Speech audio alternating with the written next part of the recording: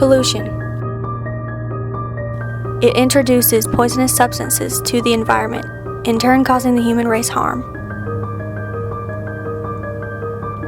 Earth, our home, suffers from it. And in effect, so do we. Pollution is not isolated to humans just because it is caused by humans. Unfortunately, it also affects animals and wildlife. This is something worth keeping.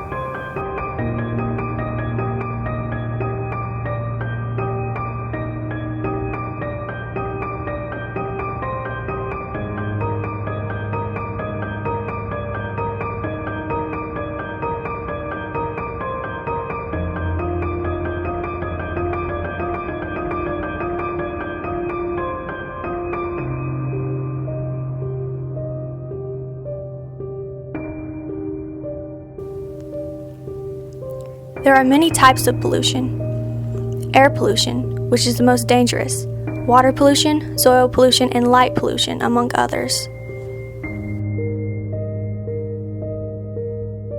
Many of these lead to the death or endangerment of wildlife, especially water pollution, which causes marine species harm. Light pollution is why it's hard to see the stars the way they are meant to be seen. We are missing out on something.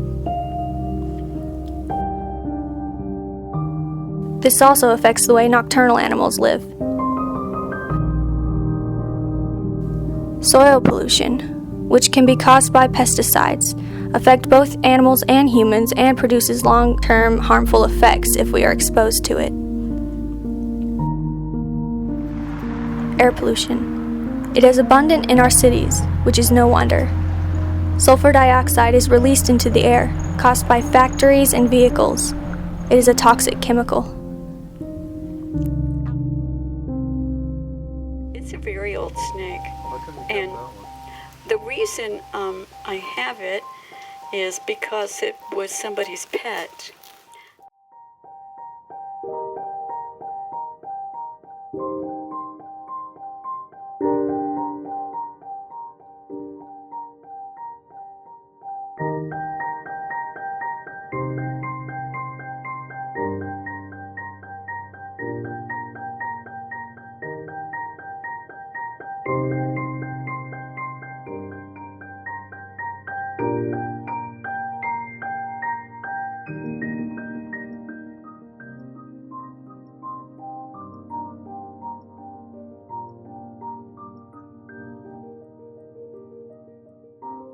Barn owls, their numbers are plummeting. They used to be very, very common. They're no longer common. And the reason is twofold. Number one, they're losing habitat. There aren't a lot of barns or cavities in dead trees. People cut down dead trees, and we don't have a lot of agriculture as much as we did in most areas. But another reason that barn owls are dying is because of secondary poisoning. They only eat rodents, rats, and mice. And people, of course, don't want them around their home. They'll put out rat poison. And if a barn owl eats a rat that's ingested rat poisoning, it might give them a tummy ache. But if they eat a few of them, then the poison accumulates in their body, and it'll kill them. I've rescued dozens and dozens of owls over the years. I've only rescued one barn owl in Tallahassee. That shows you how their numbers are falling, just like DDT many, many years ago, and they outlawed it. So wildlife rehabilitators and others have been protesting this and lobbying to make this chemical illegal.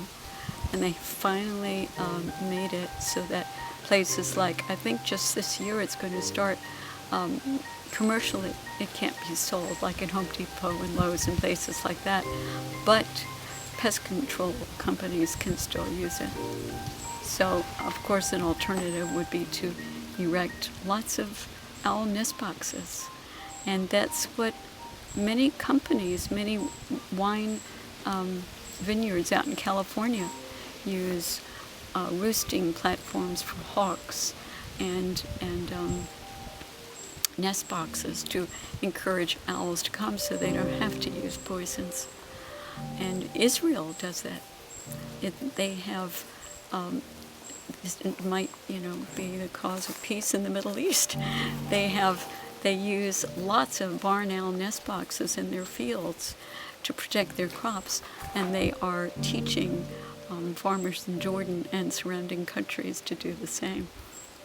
It would be good to find more natural ways to deal with problems like this.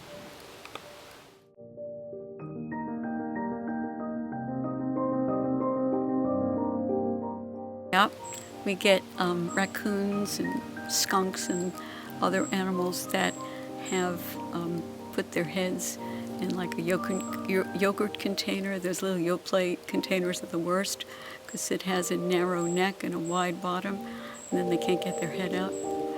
So, of course, that happens. And it's really important to wash containers before you put them in the recycling bin.